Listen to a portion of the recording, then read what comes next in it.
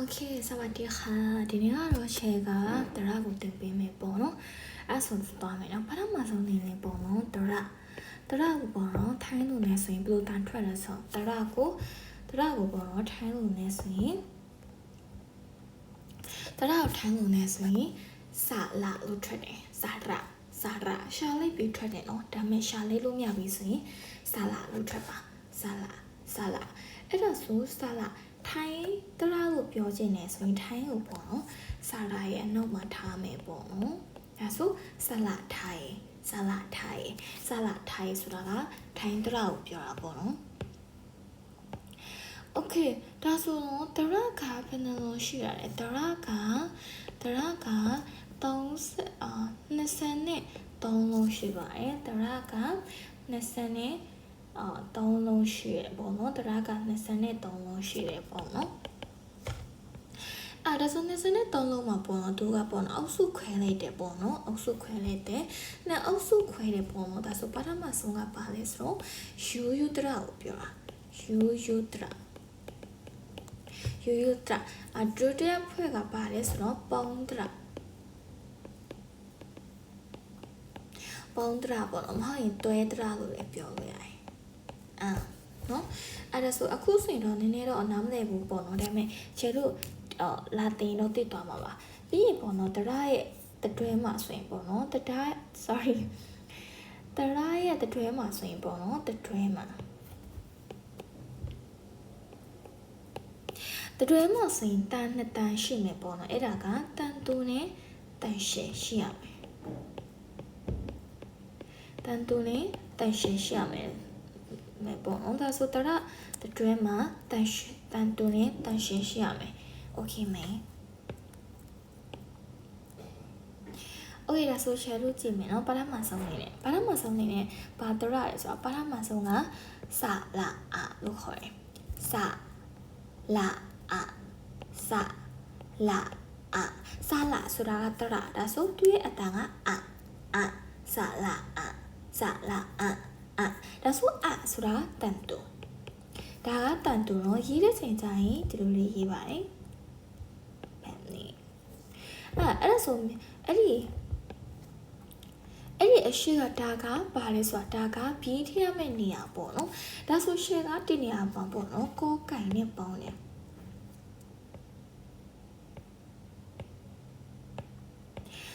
ကိုယ်ကင်နဲ့ပေါင်းတယ်နော်ကိုယ်ကင်ကိုရေးတယ်ပြီးကိုယ်ကင်ရဲ့အနောက်မှာထားမယ်ပေါ့နော်ပြီးရှယ်တကားလေးရှင်းလိုက်မယ်နော်B နဲ့တရာနဲ့ပေါင်းစတဲ့ချိန်ကျရင်ဘယ်လိုပေါင်းမှာလဲဆိုတော့မှတ်ထားနော်ပေါင်းစတဲ့ချိန်ကျရင် B အတန်ကိုအရင် trap ပြီးမှတရာအတန်ကို trap မယ်ပေါ့နော်ဒါဆိုဥပမာကောကရဲ့အတန်ပြီးရင်ဘာတရာလဲစလာဒါဆိုကောနဲ့နဲ့ပေါင်းတယ်ဒါဆိုကောရလက်ကဒါဆိုတန်တူနော်ကောပေါ့နော်โอเคနောက်တစ်လုံးကဘာစားရလဲဆိုတော့နောက်တစ်လုံးကအရှိကတန်တူဖြစ်ပြီဆိုရင်အနောက်ကဆိုရင်ကွာတန်ရှယ်ဖြစ်ရမယ်ဒါဆိုတာကစလာ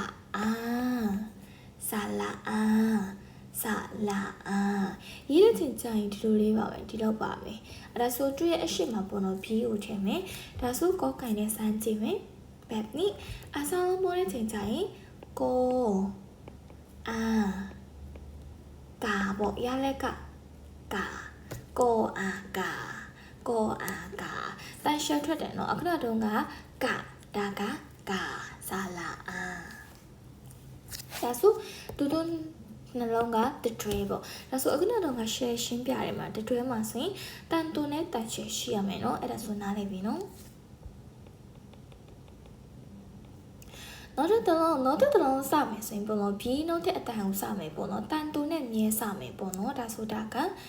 စ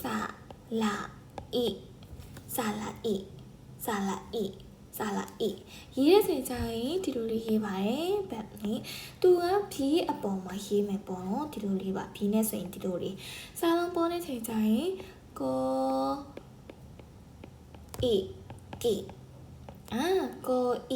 ပေါ့ရလက်ကတန်တူဖြစ်တယ်နော်တန်တူပါโอเคနောက်တစ် နောက်တစ်လုံးကဆာလာအီပေါ့နော်ဒါကအခုနကတော့တန်တုံးလားဒါဆိုတာကတန်ရှယ်ဖြစ်ရမယ်ကွာဒါဆိုတာကဆာလာအီအခုနကတော့အီဒါကရေးတဲ့ချိန်ကျရင်ဆာလာအီနဲ့တူပါပဲဆာလာအီကိုရေးပြီးအဖျားလေးမှာတုတ်ချုံလေးဒီလိုလေးထားလိုက်တယ်ပေါ့နော်မင်းကြောင့်လည်းမှာကြည့်မယ်ဒီလိုလေးပါဒါဆိုတာကတန်ရှယ်နော်တန်ရှယ်ဒါဆိုစာလုံးပေါ်တဲ့ချိန်ကျရင်ကေ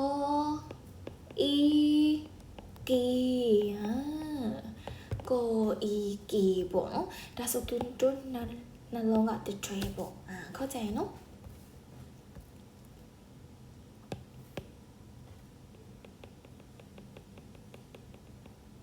နောက်တစ်လုံးဒီတော့ပေါ့နော်ဒီတော့ကတန်နေထွက်ရခဲ့မယ်ဘာဖြစ်လို့လဲဆိုတော့မြန်မာအတန်မှမရှိဘူးခွာဒါကရှက်တန်ကိုပဲနားထောင်နော်ဆာလာ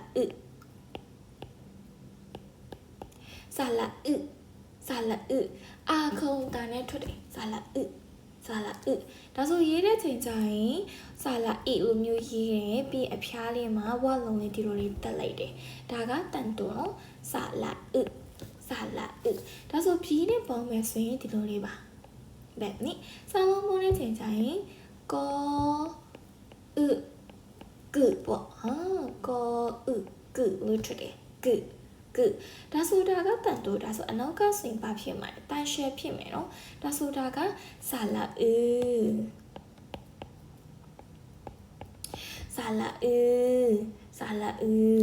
ေးတဲ့ချိန်ကျရင်အခုနတော့ဆာလာအီနဲ့တူပဲဒါပေမဲ့တော့ရှောင်းနှစ်ခုဒါကဆာလာအဲ့ဆိုမင်းကြောင့်ထဲမှာဆိုရင်ဒီလိုလေးရေးတယ်แบบนี้ပေါ့ဆာလုံးပေါ်တဲ့ချိန်ကျရင်ကော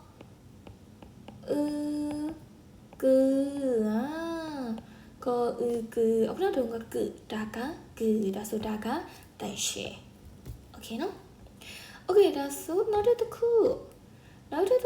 ဘာလဲဆိုတော့နောက်တစ်ခုကဆာလာဥဖြစ်ပါတယ်ဒါကဆာလာဥလို့ခေါ်တယ်နော်ဆာလာဥတန်တိုဒါကတန်တိုဥဒါဆိုတာကိုရေးတဲ့ချိန်ကျရင်တရရဲ့အောက်မှာရေးမယ်ပေါ့တရရဲ့အောက်မှာဖြီးရဲ့အောက်မှာရေးပါမယ်ဒီလိုလေးပါအဲ့ဒီလိုမျိုးအလဲမှာဒီလိုလေးမရေးဘူးနော်ဒါပေမဲ့အဲ့ဒီဆာလာဥကိုဖြီးရဲ့အဖျားမှာဒီလိုလေးရေးတယ်ဒါဆိုစာလုံးပေါင်းတဲ့ချိန်ကျရင်ကော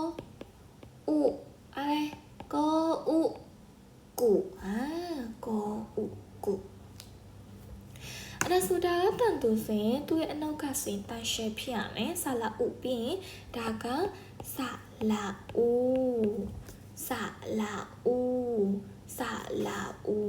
ရေးတဲ့ချိန်ကျရင်ကဘောပေးမိုင်းတေးသေးလိုမျိုးရေးမယ်ပေါ့ဒီလိုလေးပေါ့မင်းကြောင့်လည်းမရေးမယ်ဆိုရင်ပေါ့နော်မင်းကြောင့်လည်းမရေးမယ်ဆိုရင်အဲ့ဒီဆာလာဥကိုဒီလိုလေးရေးတယ်နော်ဒီလိုလေးပါဒါဆိုဆာလာမောတဲ့ချိန်ကျရင်ဒါကကော